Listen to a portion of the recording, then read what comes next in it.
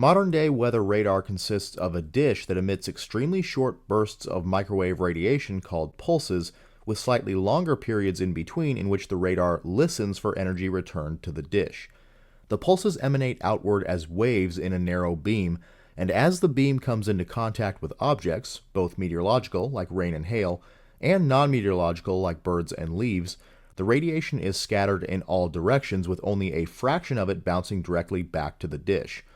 The radar observes this backscattered energy during the listening periods in between pulses, and by recording the time it takes the pulse to leave the antenna, strike the target, and return to the antenna, the radar can calculate how far the target is from the dish. The amount of backscattered energy received by the radar is related to the intensity of the targets. Each pulse has a specific phase, which is essentially how far along in its cycle a wave has progressed at a given time. A wave's phase is influenced by its geometry, wavelength, frequency, amplitude, etc. The difference in phase, also called a phase shift, between a transmitted pulse and the energy scattered back to the radar directly correlates to the velocity of the objects, with a greater phase shift representing greater velocity. These phase shifts comprise the Doppler effect, hence why modern weather radars are Doppler radars. Storm chasing is hard. Get expert help from a live coach. Discord community link in description. The number of pulses a radar transmits per second is called the pulse repetition frequency, or PRF. The PRF influences a couple of important quantities called the maximum unambiguous range, or Rmax, and maximum unambiguous velocity, or Vmax. If a radar emits a pulse before the backscattered energy from the previous pulse is received, the radar will be unable to properly determine the range of the target. In other words, the range of the target that the radar measures becomes ambiguous.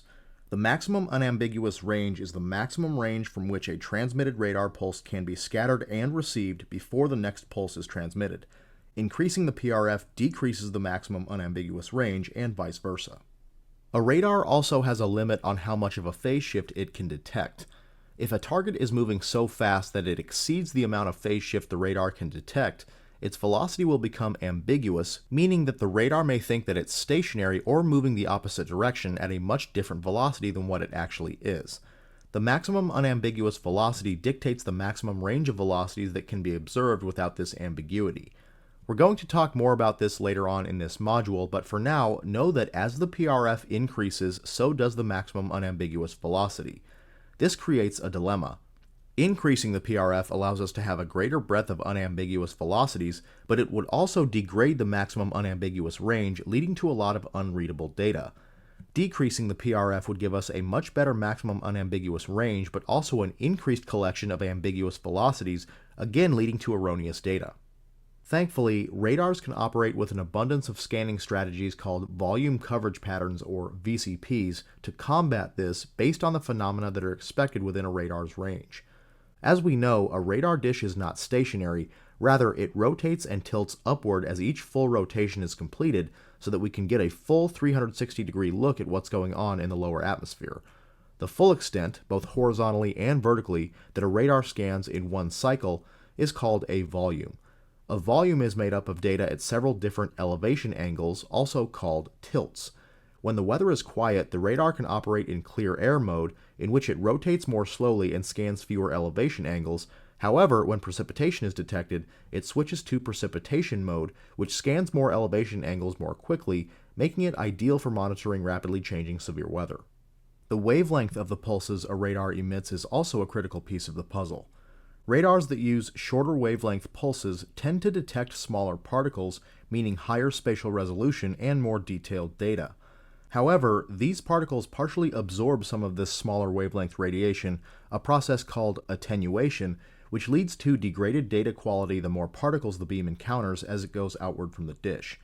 Radars are divided into several different bands based on their pulse wavelength. WSR-88Ds, which are National Weather Service radars here in the US, operate at S-band with a wavelength of 8 to 15 centimeters. This is relatively large, making it a good choice for both close-range and distant weather observation without significant impacts from attenuation. Terminal Doppler weather radars, or TDWRs, which are found at airports, are C-band radars which use a 4 to 8 centimeter wavelength. This increases spatial resolution but also makes them more susceptible to attenuation. As a result, they are better suited for short-range weather observation.